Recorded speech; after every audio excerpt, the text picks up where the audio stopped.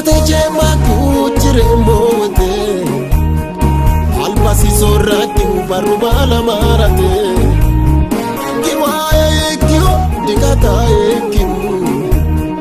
Yesu sa jalati togya dukoe Togya dukoe Wopote jema kujire mote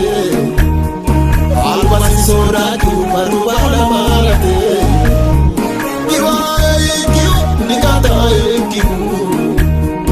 Yesusa jalati togya dukoe Togya dukoe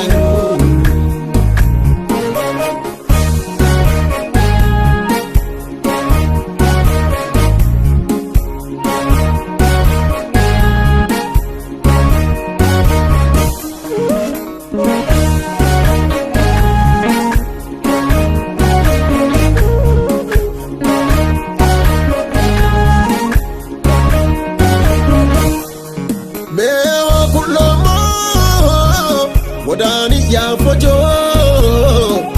Rawe higo mosala dukeledo Pulne wachidana Salva chishakiu Yesusa jalati raila ebu Wopote jema kiujire mowete Albasi sorati ubarubala marate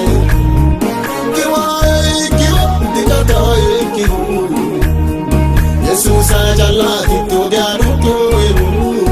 Togya dukoe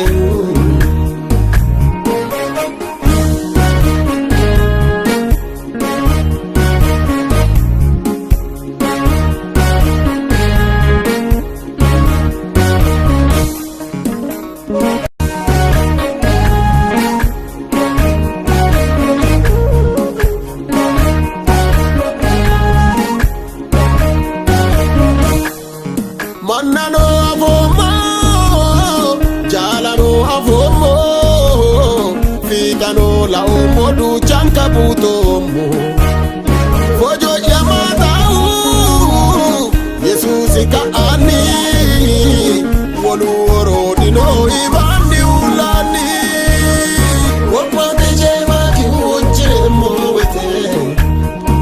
albasi sorati ubarubala marate.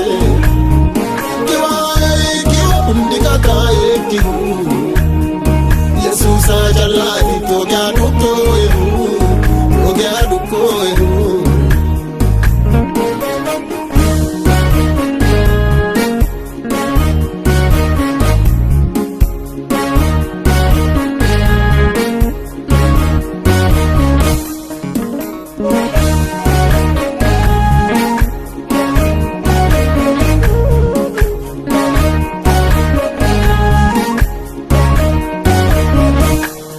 Techono ga ano Barudu chaige Albasi marena di timpo emishi Didi katino Di chembewe ade Di salfa chincho moti ya Wopote jema ki ujire mowete Albasi sorati ubarubala marate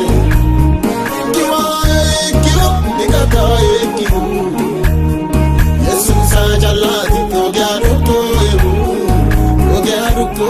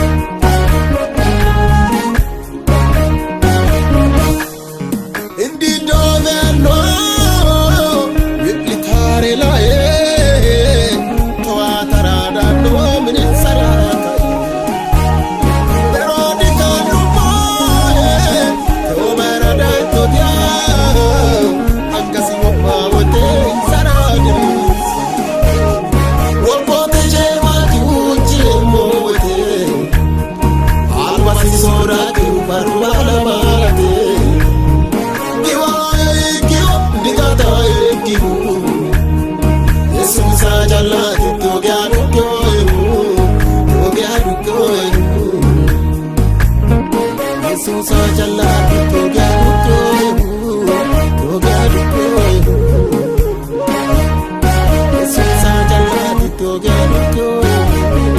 toga